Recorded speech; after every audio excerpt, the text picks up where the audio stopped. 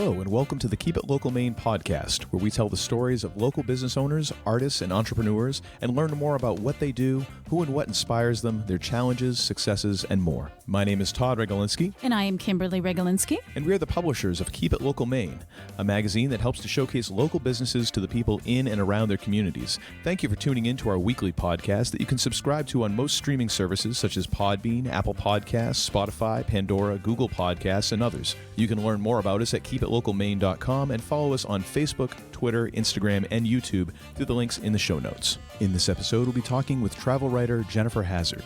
Jennifer is the author of the Maine Playbook, a 4-season guide to family fun and adventure. She's written about food, travel, and family for Food Network Magazine, Maine Magazine, and Down East Magazine, and created content for Martha Stewart Living and L.L.Bean. Jennifer lives in Maine with her husband and 2 children. And now, a quick word from our sponsor. Weather is getting warmer and it's project planning season, which means you should call Maine Commercial Contracting, your locally owned choice for residential and commercial services in Southern Maine. They'll be there for that new driveway, walkway, or excavation for your home and for your business with parking lot paving, road milling, heavy hauling, and competitive commercial pricing. So when you need your project done right and on your timeline, get a hold of the company with the appetite for excellence and the skills to see it through. Call Maine Commercial Contracting at 207-391-0540 for a free estimate or find them online at mainecommercialcontracting.com. Welcome to the show, Jen. We are so glad to have you here today. Thanks so much for having me. So you just released the second edition of your book in 2021. Can you tell us about it and where you got the inspiration, where the inspiration came from to write it? Sure. So the first edition actually came out in 2018. And to move backwards a little bit from there, I had written a blog for over a decade that was called Cute Potato, Your Guide to Kid-Friendly Maine. And that inspiration came from my 2 children who are just 15 months apart. And really, we were just, as parents, trying to figure out the things that we loved that the kids would equally enjoy. And we started setting out on road trips, first short ones and then longer ones with the kids all throughout the state of Maine. And I wrote about them very faithfully for over a decade and all of those adventures. And so I have a really lovely group of friends who are writers, and we kick around ideas all the time. And they suggested, they're like, Jen, you should really think about making that blog into a book. And I actually hadn't even thought about doing that, but they really kind of like kicked the idea into action. And so that's where it started and took off from there. Wow, it's just great. The Maine Playbook, a 4-season guide to family fun and adventure. And it's done so well. Just the photos, all of it. And we definitely will be using it this summer for sure.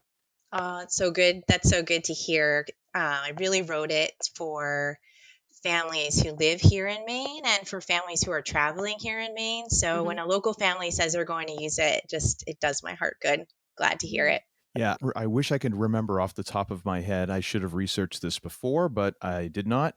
So whoever said this originally, I apologize. But they had recommended taking a week or 2 out of every year and playing tourist in the area that you live. And to approach it like if you were just coming to visit and doing all the touristy things to kind of get to know the area that you're in and to take advantage of those things. And this is such a cool thing because you can do this throughout the entire state. Yeah, someone recently wrote a really lovely review. And what I loved about the review is that they said they made a family bucket list from the book of all the places in a season that they wanted to travel to. And that was really something that, how we started as well. Before this even was a book, we would sort of make a bucket list of all of these places and things that we wanted to check out, whether it was like a fun ice cream place or a trail or a farm or an event. During the summer, those were the things that we had sort of listed out and then just went for it. And it was such a great way to get to know our state.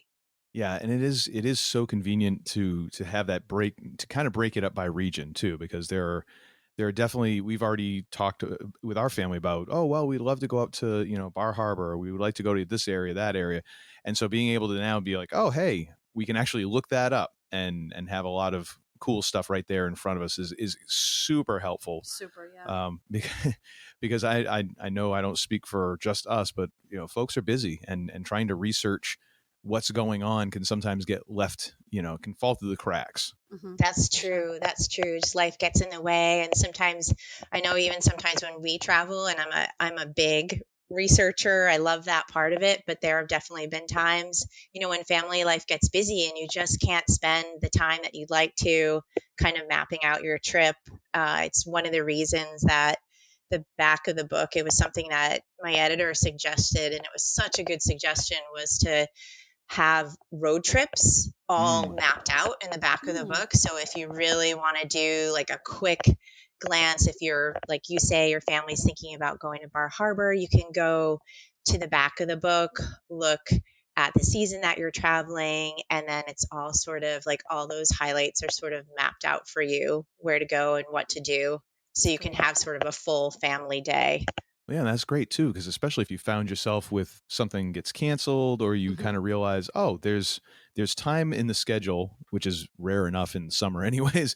But oh wait, we got a day or a day and a half that nothing's going on, and it's going to be gorgeous out. We need something quick. Yeah, That's kind of a great way to just grab something. For sure. Yeah, that's a great point. That's really true. Kind of those on the fly adventures. I love that. Yeah, for sure. So you have written extensively for a couple different magazines here. How did you get interested in writing about food and travel? So I had just come out of a graduate program in creative writing, and I really wanted to get into some food and travel writing, and for magazines specifically. And I had graduated from a program in New Jersey and was living there at the time. And my husband and I would regularly take trips to Southern Vermont. We had a family home there, and I just fell in love with being there, especially in the summertime, and going to the farmers market and meeting with people. And I came across a regional magazine called Stratton, and had some ideas and started pitching the editor just based on these like little travels that we did every time we went there. And I was persistent for sure. I think, at first she's like, who is this woman and why and from New Jersey, and why is she coming at me? But then I think she really realized, that I had a real passion and love for the area. And she gave me my first assignment, which I'll never forget, was on a Christmas tree farm in Vermont along the Connecticut River. And that's kind of where it all started. And from that point on, I got like dream assignments from them, talking to chocolatiers and visiting other farms and talking with people who made snow, who invented snowmaking machines and did it for films. And so it was just a great springboard for me. And that kind of it just went from there. That's great. That is so cool. And now I want to know about who makes the snow machines for movies. That's another episode, Todd. And are they different than the ones they use in the ski slopes? So very similar, but that was another fun sort of adventure where I went to this man's house, and he reminded me of like the professor from Back to the Future. That's awesome. There were like warnings coming in the driveway. I really didn't know what I was getting into, but it turned out to be super interesting to hear, and just how families would have parties in Florida and rent out these snowmaking machines so they could have snow in their yards. And it's just such a foreign idea to, someone who lives in New England. But yeah, super fun. Yeah. Other places are trying to get snow, and here in Maine, we're like, here, take it. Exactly. Go ahead. Exactly. It's almost May. You can have it. For sure. So what was the writing process like for your book? And how I'm curious. It's like you look at it and there's so much information in there, and it's great. It's how long did it take for for all of that research that was involved? I was fortunate because I did have the blog. So the Mm-hmm. first thing I did was sort of map out what I had there Mm-hmm. and organize it by season.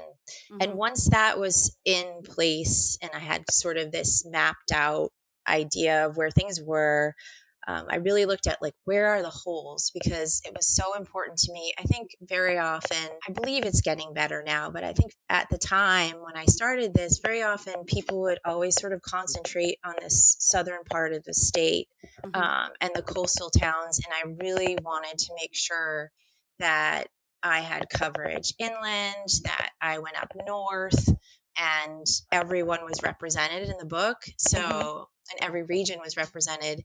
So at that point, once I had everything mapped out, then it was like, okay, I actually have to do a little bit more traveling and really get to know, especially northern Maine. Mm-hmm.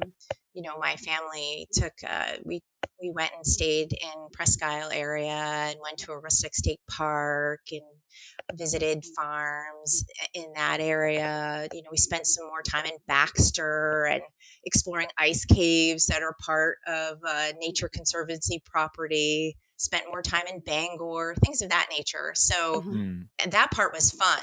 Again, I love research. I love to travel around. And then so once everything was filled in, I would say probably more than even writing it is really the fact checking part, is reaching Mm. out and speaking with people and making sure everything's accurate. That probably took the longest amount of times, as you can Mm-hmm. imagine. And I'm sure you Yeah. both know, when you reach out to people, sometimes people are busy, they can't get back to you right away. So really keeping track of all of that. And I got Mm-hmm. better with the second edition of that too. I'm not a spreadsheet person, but I had this like wonderful spreadsheet where I could kind of keep track of who I spoke to and anything that was updated or changed. And Mm-hmm. so that was a long process. And then the last part I would say is, for the book, I had started taking a lot of photos for the blog and became better at it as time went on. And so I would say 80% of the book are my own photos. So then it was gathering and collecting those photos. And that part was a little unwieldy because I didn't have that like in a super organized Mm. way on my computer. It was kind of just like going back and diving in and finding those photos and then working alongside the woman who designed the book to get everything right. So that took some time too. All told, I think at least 2 years, I want to say, before it Mm-hmm. first came out in 2018, of all of those things collectively together. And then, of course, working with the editor on how the book would be organized and any suggestions like those road trips in the back, or there's also a calendar of all the events that run throughout Maine throughout the year, sort of an at a glance. She made all those really good suggestions. And so I added those things in as well. It's so Awesome. great. It really is super, super helpful just to have that calendar of events. I'm already looking at this now and I'm thinking, okay, we need to do this. We need to do that. We need to go here. Okay, Kim, we're you do realize we're doing a podcast right now. Like this No, isn't, and I totally get I'm what you're excited. saying about I'm a spreadsheet person by necessity, and Hmm. the people who truly love spreadsheets almost like want to show them to you like they're pictures of their children, like, oh, check out this spreadsheet I made. Yes, I'm yes. just My smiling husband and is that nodding. person. He's a wonderful spreadsheet person, admirable, and he is exactly right, showing those spreadsheets like they're photos of your family. Yeah. So yeah, I have a Oh lot to my learn goodness. still, for sure.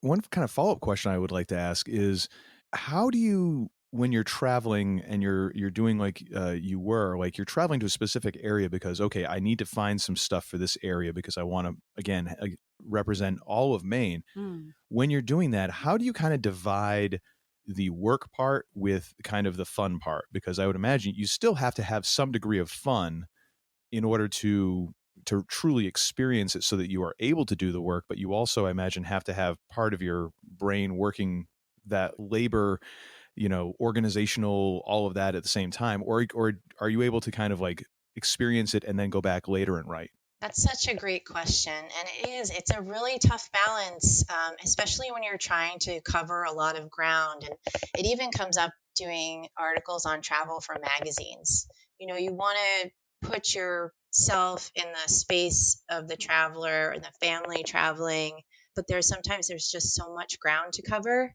Um, and for example, I can remember doing a 48 hours piece and, trying to hit all these food places. And I remember looking at my husband and being like, I am so full right now. I cannot possibly eat anything more, which seems like a dream to be able to, go places and try these things. But so, yeah, that is really a challenge. I would say on my family for the book traveled with me everywhere. And so they were the best sports because I would be like, okay, guys, today we have to visit this corn maze and this orchard and go on this hike, and they were happy to be all in.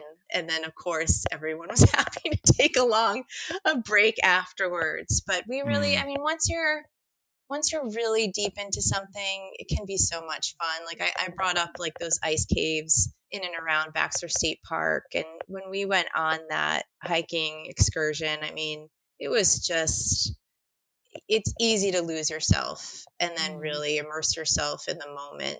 I mean, it's, again, it's really rare that you're in a place and you're on a trail. And in this case, there were 2 caves and there were bars that went down and the temperature drops and you feel like you've just entered this natural wine cellar and you can see the ice on the walls of the cave. And it's just kind of magic. I mean, there were those moments where you find, especially things that you don't expect to see here in Maine. That was one of them.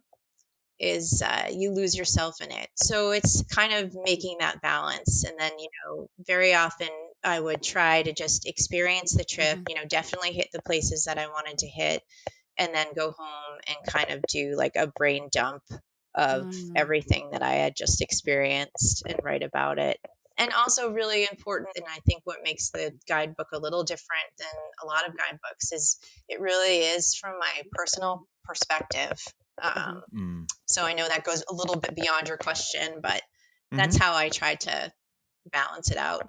So we don't want you to kind of give away the store or anything. We're not trying to get any people. We definitely want people to buy the book because it is great. However, I'm just kind of curious. What are a couple of your go-to summer spots in Maine? Yeah, well, I think very recently, actually, this was one of the places that I hadn't been to before and then went to do some more research for the book. But the Deer Isle, Blue Hill, Stonington area, I just totally, I don't know, I feel like that might be my soul home or something. I just really fell in love with it when we went. We explored a lot of the nature preserves, and they're just so lush and beautiful and look like they could be in a Wes Anderson film. All these beautiful private coves and just stunning natural beauty.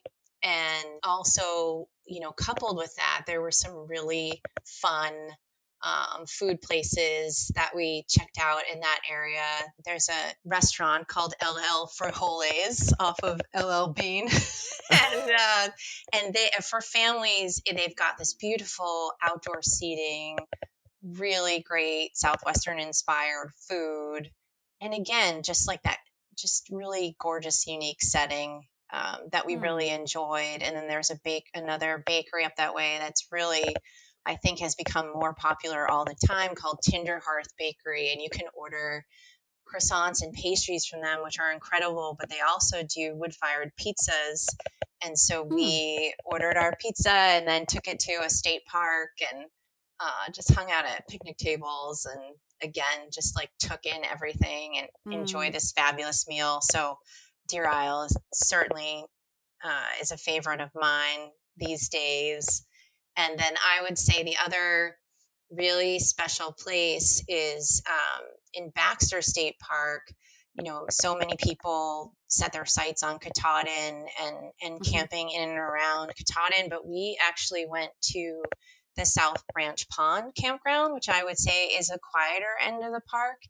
And my Mhm. son was he wanted to go swimming, and this park ranger said, "Oh, you have to stay. You have to stay if you can get in at this campground. They have lean-tos there, right up on the water, and it was free to take out kayaks and canoes."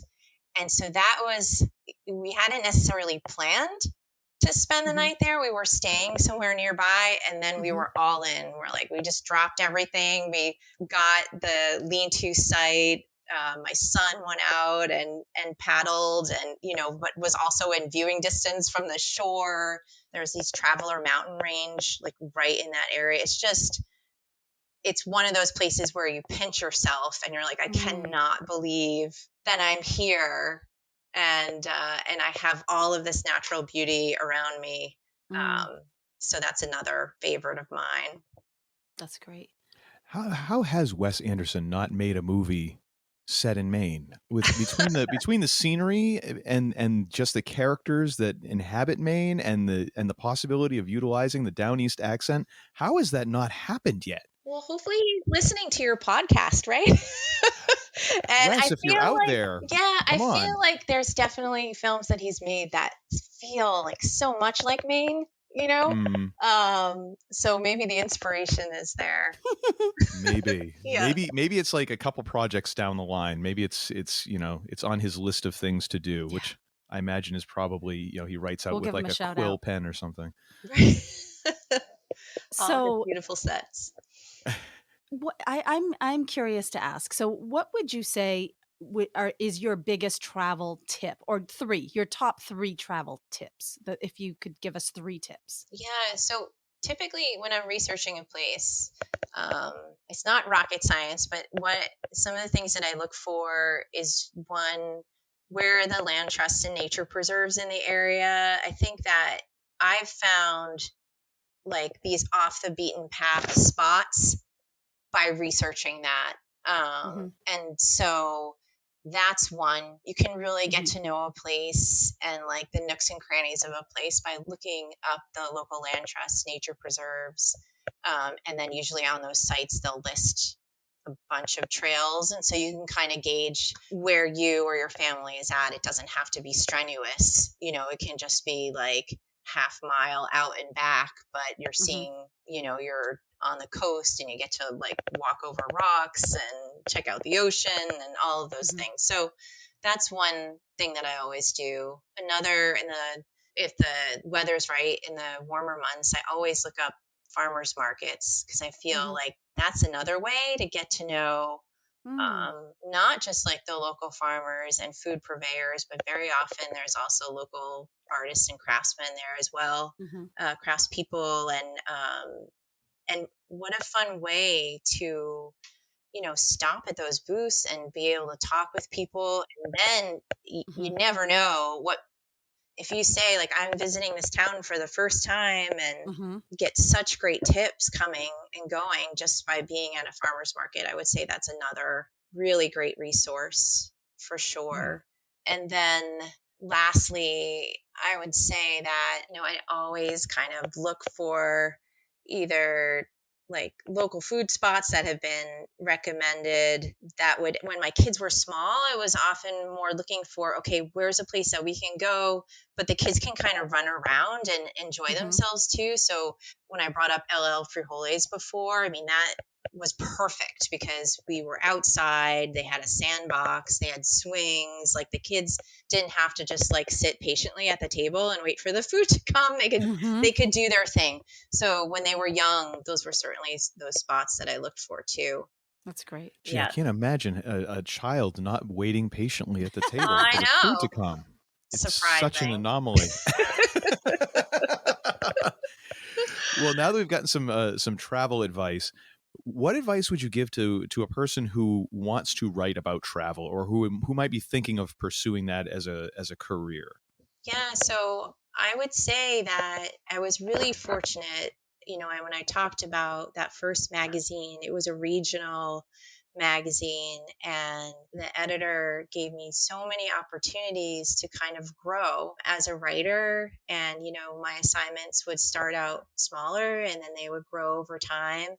And then so once I think you start with a regional newspaper or magazine and pitching them an idea, they get to know you and you develop a relationship, and then that just grows. And it's just amazing how, things can just start to grow from there. You start to develop a small portfolio of writing that you did, and then you can take that to the next magazine that you're interested in writing for, the next newspaper, website, and, your experience just builds and grows from there. So I would say, start small.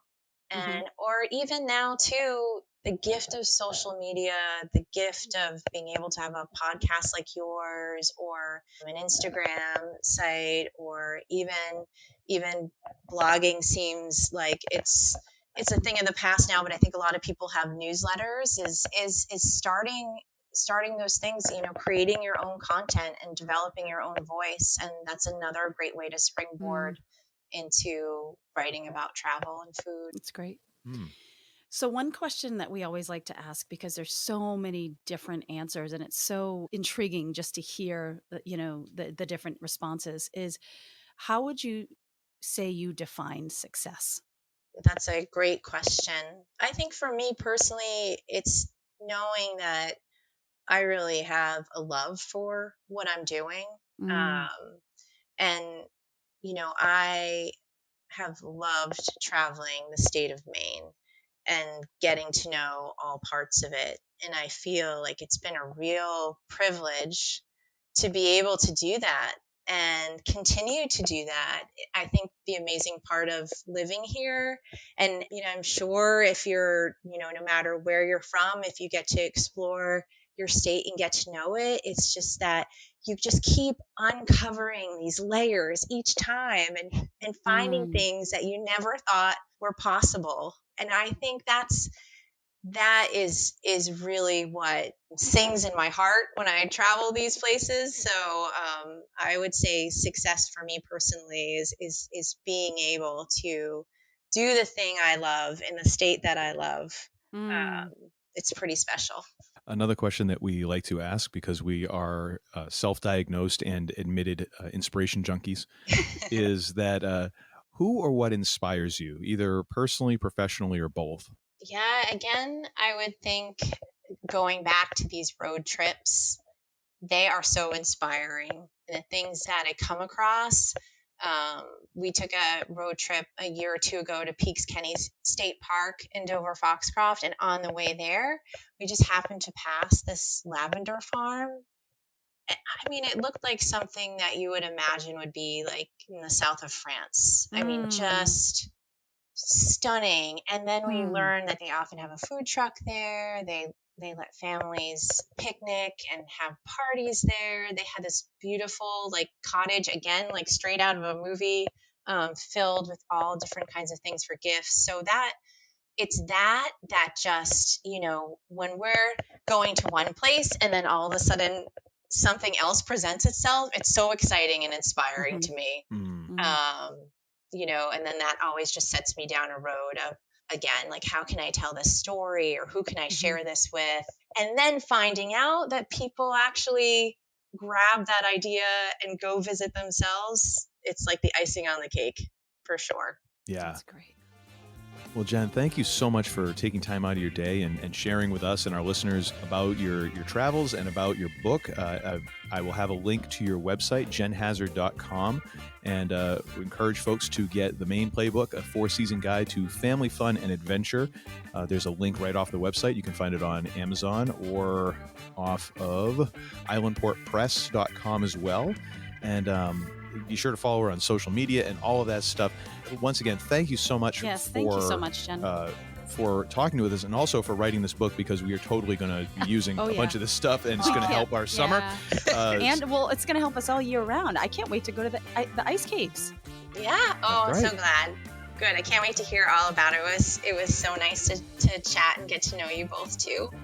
And Kim, great job being able to plan our vacations for all 4 seasons while you're doing the interview. You truly are a master of multitasking. Yes. So impressive. Amazing. So we wish you great success with your book and all of your travels coming up. Thank you. Thank you. Have a great summer. Once again, we'd like to thank our sponsor and encourage you to check them out through the link in the show notes. And thank you again for listening.